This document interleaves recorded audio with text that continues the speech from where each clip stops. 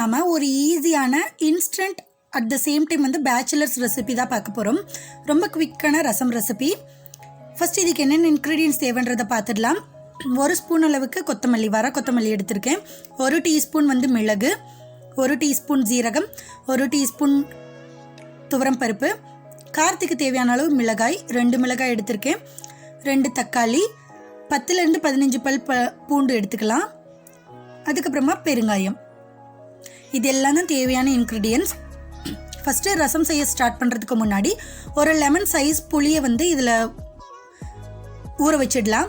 10 நிமிஷம் வரைக்கும் இது நல்லா ஊறட்டும். இப்போ வந்து நம்ம மிக்ஸி ஜாரில் தான் போட்டு இது எல்லாத்தையுமே வந்து நல்லா ஒரு பேஸ்ட் மாதிரி ரெடி பண்ண போகிறோம். ரொம்ப ரொம்ப ஈஸியாக குவிக்காக செஞ்சிடலாம். ஃபஸ்ட்டு ஒரு திங்ஸாக வந்து நம்ம மிக்ஸி ஜாரில் சேர்த்துக்கலாம். ஸோ ஒரு மிக்ஸி ஜாரில் நீங்கள் போட்டு அடித்து அதுக்கப்புறமா கொதிக்க விட்டு எடுத்தாலே ரசம் வந்து நமக்கு ரெடி ஆகிடும். 5 to 10 மினிட்ஸ்லேயே நீங்கள் வந்து ரெடி பண்ணிடலாம். ரொம்ப ரொம்ப ஈஸி. இது வந்து பேச்சுலர்ஸ் ப்ளஸ் வந்து ஸ்டார்டர்ஸாக இருப்பீங்க இல்லையா, இப்போ தான் குக்கிங் ஸ்டார்ட் பண்ணுறீங்க அப்படின்னா உங்களுக்கு வந்து இது ஒரு ஆப்டான ரெசிபியாக இருக்கும். இப்போ நான் வந்து துவரம் பருப்பு 1 டீஸ்பூன் எடுத்திருக்கேன். இது எதுக்காகனா பருப்பு தண்ணிக்கு பதிலாக அதுக்கு சப்ஸ்டியூட்டாக தான் நான் சேர்க்குறேன். இப்போ வந்து நீங்கள் சப்போஸ் பருப்பு செஞ்சு வேக வச்சு அந்த தண்ணியை நீங்கள் சேர்த்திங்கன்னா இந்த 1 டீஸ்பூன் துவரம் பருப்பு வந்து சேர்க்க தேவையில்லை, ஸ்கிப் பண்ணிக்கோங்க. அதே மாதிரி தக்காளி கட் பண்ணுறதுக்கு ஒரு டிப் என்னென்னா, ஃபஸ்ட்டு டொமேட்டோவை 2 போர்ஷனாக டிவைட் பண்ணிவிட்டு அதில் மேலே இருக்கிற அந்த தோலை அந்த இதை வந்து நீங்கள் எடுத்துருங்க. எடுத்துகிட்டு ஒரு டொமேட்டோவை 4 பீஸஸாக கட் பண்ணி போட்டு அரைச்சிங்கன்னா ரொம்ப வந்து ஃபைனாக நம்மளுக்கு அரைப்படும். அங்கங்கே வந்து கொஞ்சம் இருக்காது. ஸோ நான் நல்ல பழுத்து தக்காளியாக வந்து 2 தக்காளி மட்டும் எடுத்திருக்கேன். ஸோ இது எல்லாத்தையுமே சேர்த்தாச்சு. சேர்த்துட்டு ஒரு டைம் நல்லா ஷேக் பண்ணி விட்டுக்கோங்க. அதுக்கப்புறமா இந்த ரசத்துக்கு தேவையான அளவுக்கு சால்ட்டு சேர்த்துக்கிறேன். இப்போ கொஞ்சம் சேர்த்துக்கிறேன். சப்போஸ் பத்தலை அப்படின்னா நம்ம கொதிக்க வைக்கும்போது கொஞ்சமாக சால்ட்டு சேர்த்துக்கலாம். ஸோ இது எல்லாத்தையும் சேர்த்துட்டு இப்போ நம்ம வந்து இதை வந்து நல்லா பேஸ்ட்டாக அரைச்சி எடுத்துக்கலாம். ரொம்ப ஃபைனாகவும் இருக்கக்கூடாது, ரொம்ப குறைன்னு இருக்கக்கூடாது. ஓரளவுக்கு நீங்கள் அடித்து எடுத்துக்கோங்க. பார்த்தீங்கனாலே தெரியும். பாருங்கள், இந்த மாதிரி கன்சிஸ்டன்சியில் இருக்கணும். ஸோ அவ்வளோதான். நமக்கு இப்போ ரசம் ரெடி பண்ணுறதுக்கு எல்லாமே ரெடியாக இருக்குது. இப்போ நான் வந்து ஒரு பாத்திரத்தில் அந்த அடித்து வச்சுருக்கிற பேஸ்ட், அப்புறம் கொஞ்சமாக தண்ணி சேர்த்துருக்கேன். அதுக்கப்புறமா நம்ம ஊற வச்சுருக்கோம் இல்லையா புளி, அதையும் கரைச்சி இதில் சேர்த்துக்கலாம். புளி கரைசல் உங்களுக்கு பண்ண தெரியல அப்படின்னா அதுக்கு ஒரு ஈஸியான டிப் என்னன்னு பார்த்தீங்கன்னா, மிக்ஸி ஜாரில் நம்ம எவ்வளோ புளி வேணுமோ அந்த புளி அதில் சேர்த்துட்டு 1 டம்ளர் அளவுக்கு தண்ணி ஊற்றி பல்ஸ் மோடில் ஒரு 2 டைம்ஸ் வந்து நீங்கள் பல்ஸ் பண்ணி எடுத்திங்கன்னா போதும். நம்மளுக்கு டேமரிட் பல்ஸ், அதாவது நீங்கள் வந்து புளி கரைசல் வந்து ரெடி ஆகிடும். ரொம்ப ரொம்ப ஈஸி. சில பேருக்கு வந்து புளி கரைச்சி எடுக்க தெரியாது. அதுக்கான ஒரு டிப் தான் நான் இப்போ சொல்லியிருக்கேன். அவ்வளோதான். இப்போ நம்ம புளி கரைசலையும் இதில் வந்து நம்ம சேர்த்தாச்சு.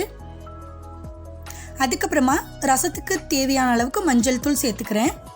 1 டீஸ்பூன் அளவுக்கு மஞ்சள் தூள் சேர்த்துக்கலாம். அதுக்கு மேலே சேர்த்தா கசப்பு ஆகிடும். அதனால இப்போ இதை வந்து நல்லா மிக்ஸ் பண்ணிக்கோங்க. இல்லைன்னா மஞ்சள் பொடி மட்டும் மேலாப்பில் இருக்க மாதிரி இருக்கும். ஸோ நல்லா வந்து மிக்ஸ் பண்ணி விட்டுக்கலாம்.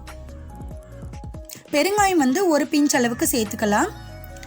சப்போஸ் இப்போ பெருங்காயம் சேர்க்காம நீங்கள் தாளிக்கும் போது கூட பெருங்காயம் சேர்த்து தாளித்து இதில் சேர்த்துக்கலாம். அது உங்களோட விருப்பம்.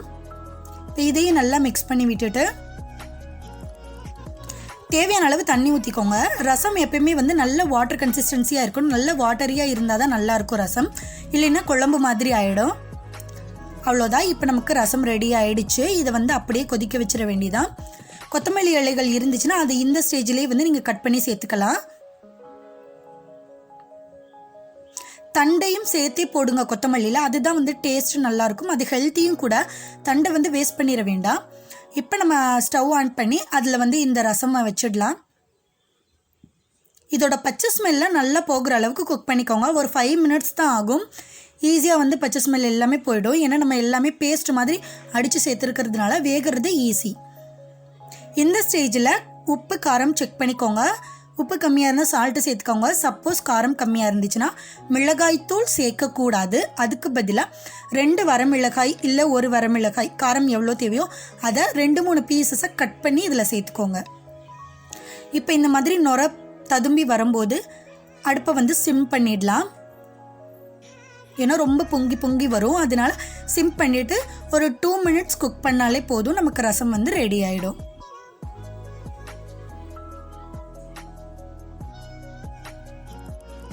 இப்போ நான் சிம்மில் வச்சுட்டேன். இது ஒரு 2 மினிட்ஸ் ஆனதுக்கப்புறம் நம்ம வந்து ஃப்ளேம் ஆஃப் பண்ணிடலாம். அவ்வளோதான். இப்போ நான் ஃப்ளேம் ஆஃப் பண்ணிவிட்டு உடனே ஒரு லிட் போட்டு க்ளோஸ் பண்ணிடுறேன். இல்லைன்னா அதோட ஃப்ராக்ரன்ஸ் ஃபுல்லாக வெளியில் போயிடுச்சுன்னா ரசத்துக்கு அந்த ஸ்மெல்லு தான் மெயினு, அது போயிடுச்சுன்னா நல்லா இருக்காது. இப்போ சைடில் வந்து இதுக்கு ஒரு தாளிப்பு கொடுத்துடலாம். அதுக்கு வந்து ஒரு ஃப்ரையிங் பேனில் வந்து நான் கொஞ்சமாக 1 டீஸ்பூன் அளவுக்கு குக்கிங் ஆயில் சேர்த்துருக்கேன். ஆயில் நல்லா சூடானதுக்கப்புறமா ஆஸ் யூஷுவல் கடுகு, உளுந்தப்பருப்பு, அதுக்கப்புறமா வந்து கருவேப்பிலை சேர்த்து தாளிச்சிட வேண்டியதான். இது வந்து ஒரு மெத்தடு. இன்னொரு மெத்தட் என்னென்னா, ஸ்டார்டிங்லேயே நீ உங்கள் ஒரு பேனில் எப்பவும் போல் நம்ம குழம்பெல்லாம் தாளிக்கிற மாதிரி தாளிச்சிட்டு அதுக்கப்புறமா நம்ம அடித்து எடுத்து வச்சுருக்கிற பேஸ்ட் ப்ளஸ் புளி கரைச்சல் இதையும் சேர்த்தும் நீங்கள் வந்து ரசம் ரெடி பண்ணலாம். எந்த மெத்தட் வேணாலும் நீங்கள் ஃபாலோ பண்ணிக்கோங்க.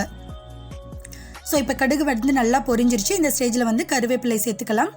சேர்த்துட்டு இதை அப்படியே எடுத்து டக்குன்னு அந்த பாத்திரத்தில் ஊற்றிட்டு லிட்டு க்ளோஸ் பண்ணிவிடுங்க. ஏன்னா அப்போ தான் வந்து அந்த டேஸ்ட்டும் அந்த ஃப்ராக்ரன்ஸும் வந்து ரொம்ப நல்லாயிருக்கும். இதோட அரோமாவே வேறு லெவலில் இருக்கும். கண்டிப்பாக வெறும் வாயிலே வந்து ரசம் குடிக்கலாம் நீங்கள். அந்தளவுக்கு ஒரு டேஸ்டியான, அட் த சேம் டைம் ரொம்ப குயிக்காக இன்ஸ்டண்ட்டாக நம்ம செஞ்சிட்டோம். பேச்சுலர்ஸ் கண்டிப்பாக ட்ரை பண்ணி பாருங்கள், உங்களுக்கு ரொம்ப ரொம்ப பிடிக்கும். டைம் சேவாகவும் உங்களுக்கு ஆகும்.